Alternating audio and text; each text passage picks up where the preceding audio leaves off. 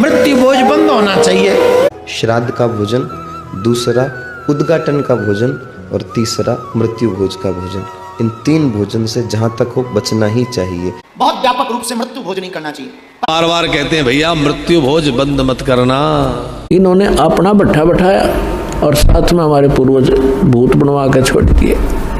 नहीं, मृत्यु भोज से पुण्य क्षीण नहीं होते। देखो आप क्या ही नहीं लिखा हुआ कि ये मृत्यु भोज आप कहो। किसी के मरण पर कोई भोज की व्यवस्था शास्त्रों में नहीं मिली कि मृत्यु भोज नहीं होना चाहिए। उनके घर तो पानी भी नहीं पीना चाहिए।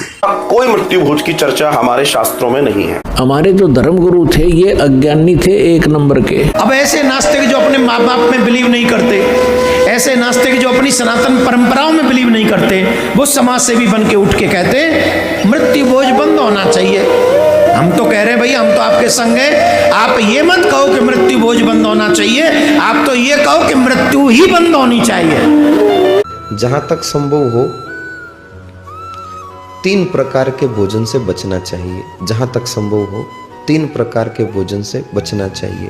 पहला श्राद्ध का भोजन, दूसरा उद्घाटन का भोजन और तीसरा मृत्यु भोज का भोजन। इन 3 भोजन से जहां तक हो बचना ही चाहिए। वो शास्त्र में विधि है। अगर 12वें दिन 13 पंडितों को बुला करके उनकी पूजा करके उनको भोजन करा दिया गया है तो शास्त्र का काम पूरा हो गया। तीसरा पाखंड मृत्यु भोज है। बहुत व्यापक रूप से मृत्यु भोज नहीं करना चाहिए। कहते हैं कि मृत्यु भोज करें या ना करें, इस पर आजकल समाज सुधारकों ने बहुत बड़ी चर्चा छेड़ रखी है। बहुत बड़े चर्चा का विषय बना हुआ है ये। लोग अभियान चला रहे हैं कि मृत्यु भोज बंद करिए, लेकिन हम बार बार कहते हैं भैया मृत्यु भोज बंद मत करना, चलने दीजिए। रामपाल जी महाराज है, मृत्यु भोज होता है उसको खाने के लिए बिल्कुल मना करते हैं उनके शिष्यों को, तो इसके पीछे का मुख्य क्या कारण है? इनका कारण ये भगत जी, गुरु जी कहते हैं कि कोई ग्रंथ में ये लिखा हुआ नहीं है मृत्यु भोज, और ये शास्त्रों में गीता जी में क्या ही लिखा हुआ नहीं है। अभी पढ़ा लिखा समाज है, पढ़ करके देखो आप क्या ही नहीं लिखा हुआ कि ये मृत्यु भोज आप कहो, और ये लोगों को भरमा करके ब्राह्मण लोग के नुक्ता करो, ऐसा करो, गंगा जी जाओ, ये सब ये भरमाया है। पहले का ये गुरु बुजुर्गों करते हैं, पहले उसी बात अनपढ़ होते हैं मान जाते बात। अब तो पढ़ा लिखा समाज है, अब तो देख के काम करिए। इसमें कहीं लिखा हुआ नहीं है जो मृत्यु भोज आप खाइए। इसलिए हमारे गुरु जी कहते हैं कि मृत्यु भोज बेटा नहीं खाना चाहिए। मेरा प्रश्न मृत्यु भोज को लेकर है। मृत्यु भोज खाने से पुण्य और ऊर्जा दोनों नष्ट होते हैं। तो महाराज जी, क्या मृत्यु भोज खाने से अपराध लगता है? नहीं, मृत्यु भोज से पुण्य क्षीण नहीं होते। किसी के मरण पर कोई भोज की व्यवस्था शास्त्रों में नहीं मिली, किसी भी दर्शन में है, जैन दर्शन में तो है ही नहीं। दूसरी बात है कि मृत्यु भोज के समय पर किसी के दुख में मिठाइयाँ खाना कहाँ तक उचित है? मृत्यु भोज पर तो मेरा ये स्पष्ट विचार है कि मृत्यु भोज नहीं होना चाहिए। हाँ, आप जीवित खर्च करें, जीवित मेले की व्यवस्था है, अब वो कर ले। अपने हाथों से लोगों को जिमाई जीते जी के भाई मरने के बाद में कई वेला कई नहीं वेला मने ठानी, मैं तो जीते जी आप लोगों को बुला रहा हूँ, आप लोग आए भोजन करें। फिर वो मृत्यु भोज नहीं कहलाता, वो प्रीति भोज कहलाता है। तो प्रीति भोज यानी प्रेम पूर्वक जिमा रहे हैं और जिम रहे हैं, उसमें जो कुछ दिया भी जा रहा है वो स्वीकार्य है।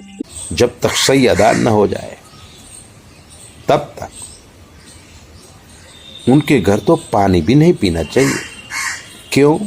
क्योंकि 12 दिन तक वहां प्रेत रहता है। जो मर गया है वो प्रेत बन करके उसी घर में रहता है, सारी क्रियाकलाप देखता है।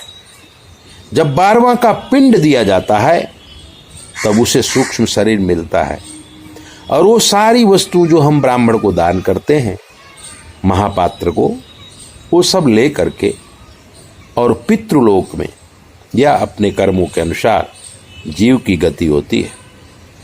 फिर 12 महीने में बरसी होती है। बरसी में हम सब लोग भोजन कर सकते हैं। उन्हीं 12 ब्राह्मण के भोजन की चर्चा है। एक दशमी के दिन 10 गात्र होता है, उस दिन एक खा लेते हैं, उसके बाद 12 ब्राह्मण खाते हैं। इसके अलावा कोई मृत्यु भोज की चर्चा हमारे शास्त्रों में नहीं है। आप उठा के लाइए, एक भी शास्त्र में आपको नहीं मिलेगी। ये है गरुड़ पुराण। ये वही शास्त्र है जिसे पूरा हिंदू समाज सत्य मानता है। मृत्यु भोज करने वाला बनता है कुत्ता। देव कार्य तथा पितृ कार्य भी है निंदनीय।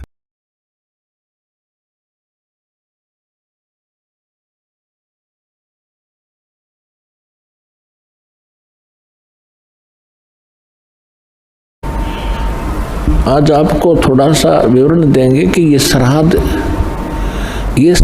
क्यों निकाले जा रहे हैं। हमारे जो धर्मगुरु थे ये अज्ञानी थे, एक नंबर के। इनको ना अपने सिलेबस का पता था, अपने टेक्स्ट की बुक्स का पता नहीं। पुराण, श्रीमद् भगवद गीता और वेद ये हमारे आध्यात्मिक सिलेबस है। और हमारे धर्मगुरु संस्कृत जानते थे और ये संस्कृत बोला करते थे। गीता का और वेदों का मंत्र तो वही बोल देते थे, अनुवाद अपने हिसाब से गलत करते थे, जिस कारण से हमारे अंदर भ्रम बना रहा कि ये बड़े विद्वान हैं, संस्कृत भाषा जानते हैं, इन्होंने सदग्रंथों को ठीक ठीक जाना होगा। इन्होंने अपना भट्ठा बैठाया और साथ में हमारे पूर्वज भूत बनवा कर छोड़ दिए। तो अब आपको थोड़ा सा मार्कंडेय पुराण से ये प्रकरण रूबरू करते हैं, जिसमें रुचि ऋषि और उसके पूर्वजों का जो भूत बनकर धक्के खा रहे हैं और अपने पुत्र को भी उसी विवश कर रहे हैं कि तू भी बन भूत गलत साधना करके।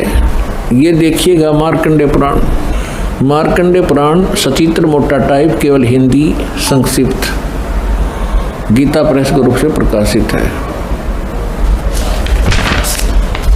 और ये कहाँ से छपा है? अब इसके हम आपको ले चलते हैं 242-43 पे। ये देखिएगा 242 पृष्ठ पे मार्कंडेय पुराण, संक्षिप्त मार्कंडेय पुराण, रोच्चे मुनि की उत्पत्ति कथा। मार्कंडेय जी कहते हैं, ब्रह्मन पूर्व काल की बात है। प्रजापति रुचि, ममता और अहंकार से रहित इस पृथ्वी पर विचरते थे। उन्हें किसी से भय नहीं था, वे बहुत कम सोते थे। उन्होंने न तो अग्नि की स्थापना की थी और न अपने लिए घर ही बना रखा था।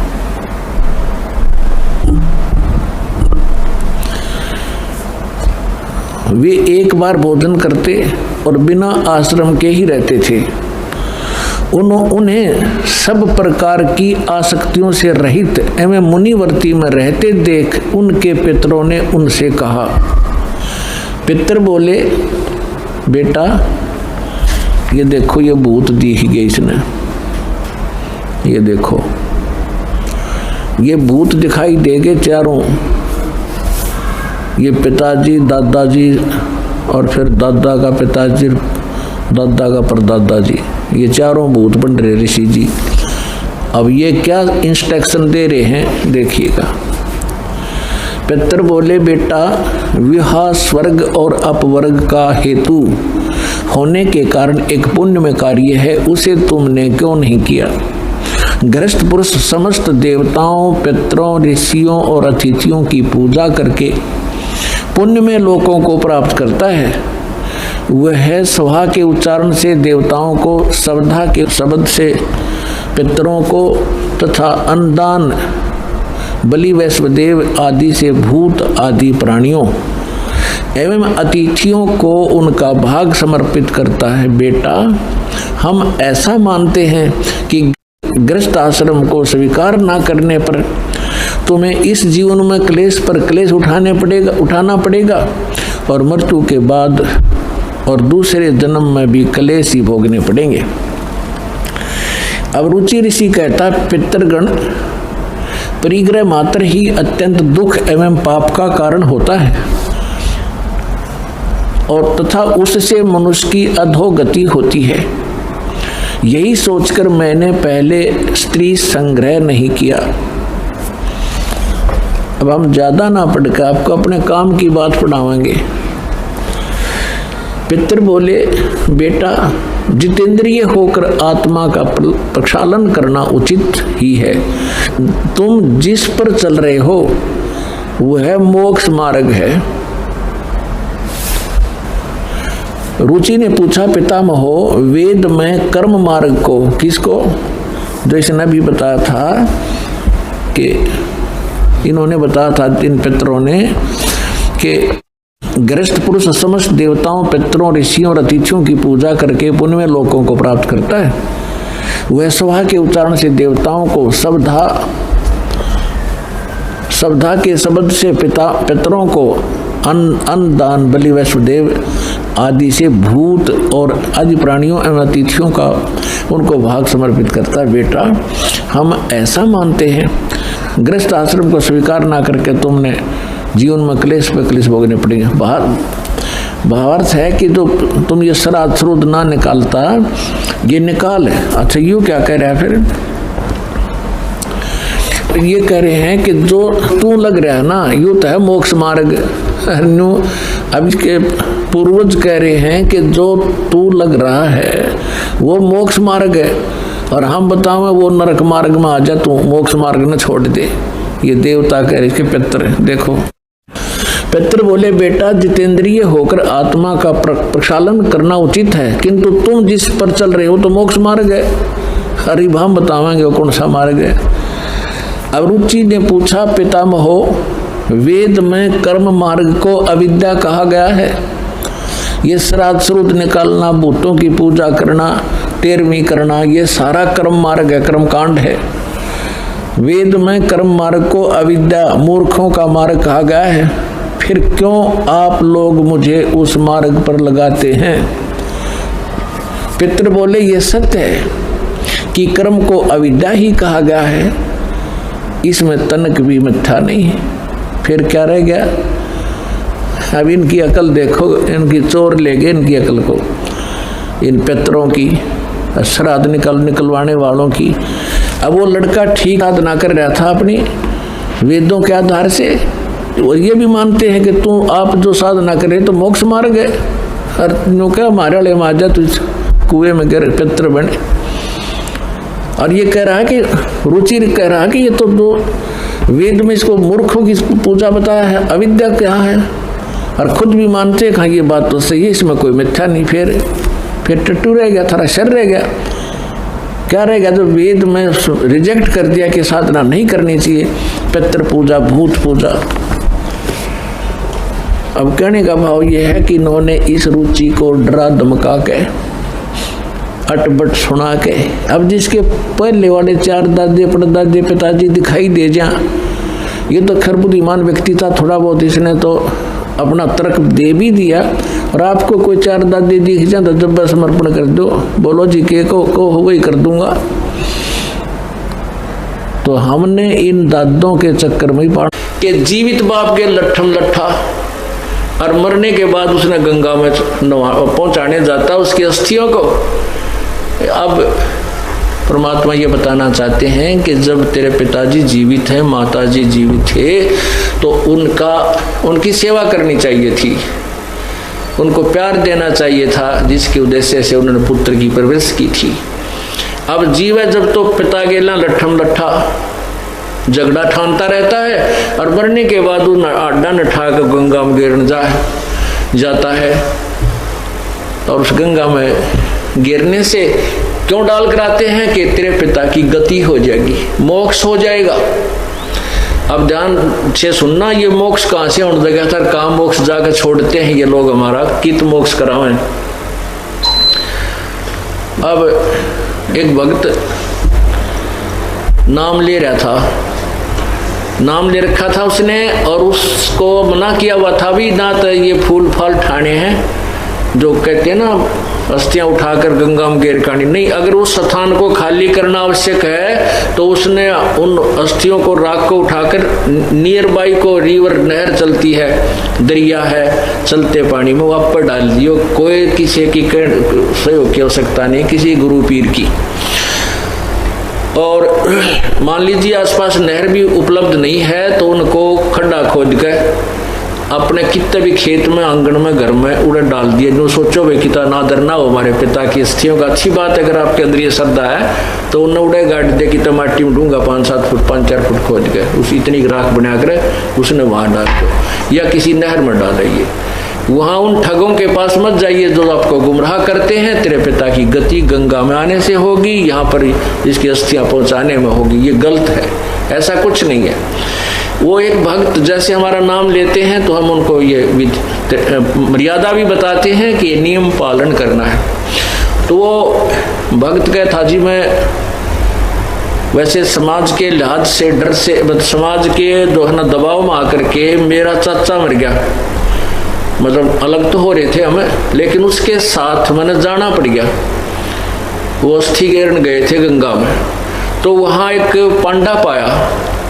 उस पांडे ने अपनी जन्म हिस्ट्री का इतनी बड़ी बई और नो पलट कहने बोला कौन से गांव ताए हो, कुछ गांव ताए हम। अच्छा, तो ने बोला बहुत दिन माए जजमान तुम तो वो लड़का जो हमारा उपदेशी था उसका एकदम धक्का हला गया कि ये दुश्मन ने सोचा हम रोज मरा, नो के बहुत दिन माए जजमान तुम तो कह, यानी तू कोई दादा मेरा था उसके बाद ही नंबर आया यहाँ तुम्हारा आने का। वो कहने लगा जी उस दिन के बाद मेरा कति मन खट्टा हो गया कि वहां तक भूल के नहीं जाना, अब कद गलती बनी सो बनी कि ये तुम्हारे कसौड़ और मनावे है, ये हमारे मरने की बाट देखें, मरे तोड़े तोड़े अमावा इन्हें 100 रुपये 200 रुपये प्राप्त हों इनकी पूजा के। अब पहले तो प्रथम गति तो यह है कि उसके अस्थि वहां डालकर उसकी गति हो जाएगी। नंबर 2 गति मोक्ष कराने के लिए 13 मी करो, पंडित जी बुलाओ, और फिर वो पंडित जी पाठ फूट हवन हवन करके फिर आप खा पी के छक के, और फिर कहें कि इसका महीना बनाओ, फिर 6 माही करो, फिर वर्षी करो, और वर्षी के बाद फिर शुरू हो जाओ क्या इसके श्राद्ध निकालो। श्राद्ध किस लिए कि इसकी गति करवानी है, और श्राद्ध निकालने के बाद फिर कहते हैं इसका पिंड भरवाओ। पिंड भरवाने से क्या होगा कि इसका मोक्ष हो जाएगा, और तेरा गजब हो जाएगा। अब श्राद्ध निकालते हैं तो श्राद्ध का जो आहार वो जो गुरुजी होता है वो क्या करता है कि कुछ आहार उठाकर ऊपर रख देता है छत पर, और कहता है देखो वो कौवा आ गया।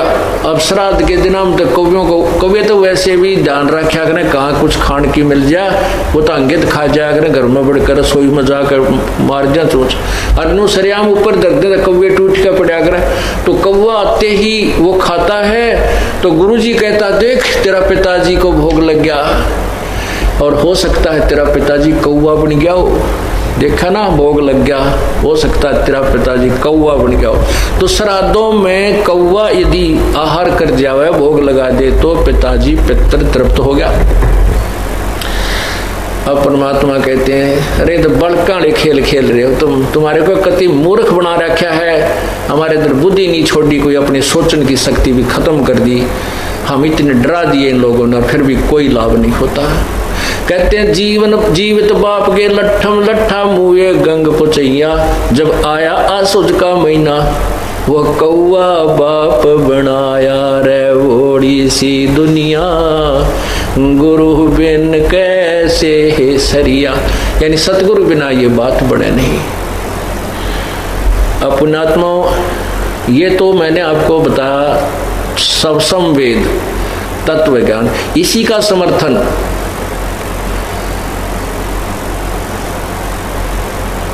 अपने पवित्र पुराण भी दे रहे हैं, जिन पुराणों के आधार पर हम श्राद्ध निकालते हैं। अभी आपको विष्णु पुराण में एक ऐसा अनमोल ज्ञान दिखाता हूं, आप गदगद हो जाओगे। रस सचमुच हम तक कतिये पागल मूर्ख बना रखे थे अनजान लोगों ने।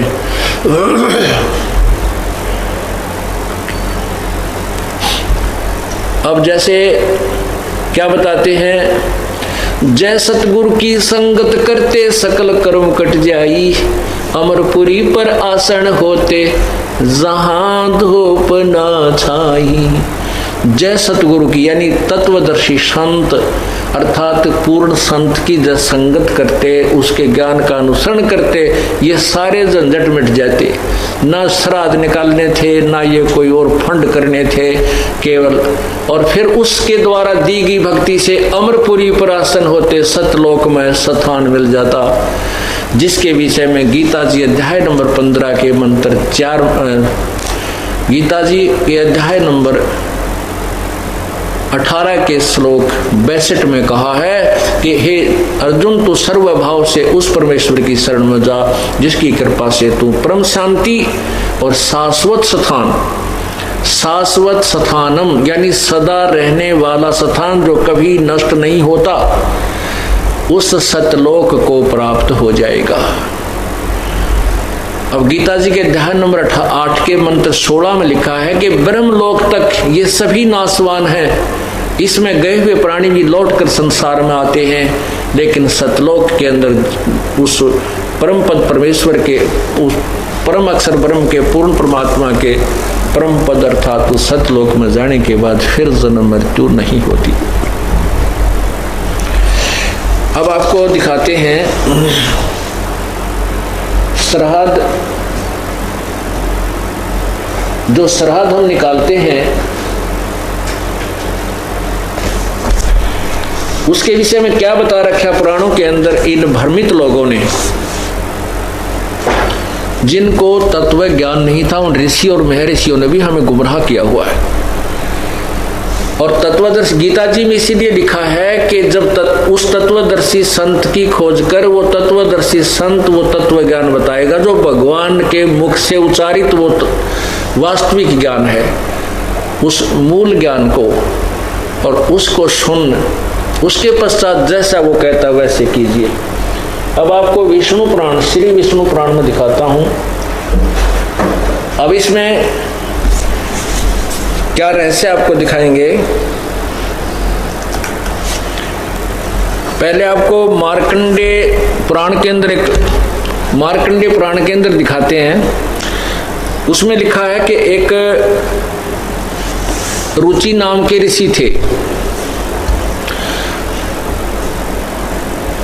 और उन्होंने वेदों को पढ़ा।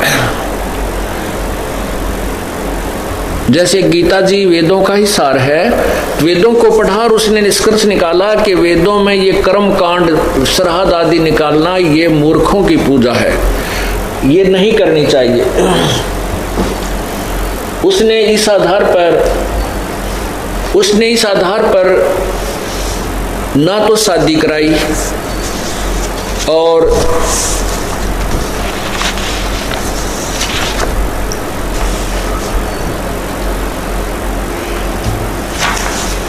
अपने वेदों के अनुसार साधना कर रहा था, जैसा भी वेदों का निष्कर्ष उसने निकाला था, जैसे अन्य ऋषि महर्षियों ने निकाल रखा है। तो कहते हैं उसके कुछ दिनों के बाद उसके 3 पितर, पिताजी, दादाजी, परदादाजी, वो तीनों भूत बने हुए थे, पितर बने हुए थे, वो दिखाई दिए। उस समय उसकी आयु 40 वर्ष की हो चुकी थी।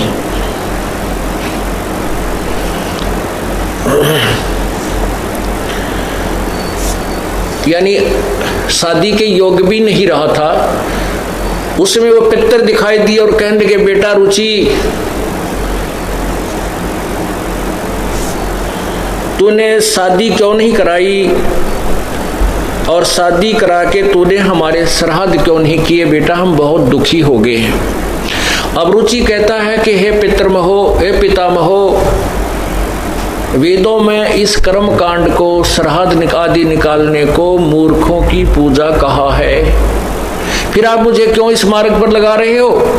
पितर भी स्वीकार करते हैं कि बेटा तू ठीक कह रहा है, वेद में तो ऐसा ही लिखा है, ये सत्य है कि ये तो मूर्खों की, अज्ञानियों की पूजा है, लेकिन बेटा ऐसे है वैसे है, पितर जो चाहे वह शुभ दान दे सकते हैं, संतान दे सकते हैं, धन दे सकते हैं। अब इस तरह के उनको लालच लुच देकर और उस पुण्य आत्मा से वो घोर पाप करवा दिया। हाय हाय। क्या करवा दिया कि उसको कहा कि तू तप कर, और तप करने से तुझे फिर एक पत्नी मिलेगी, फिर तू शादी कराना, फिर हमारे सरहद निकालना। उस भोली आत्मा ने अपने उन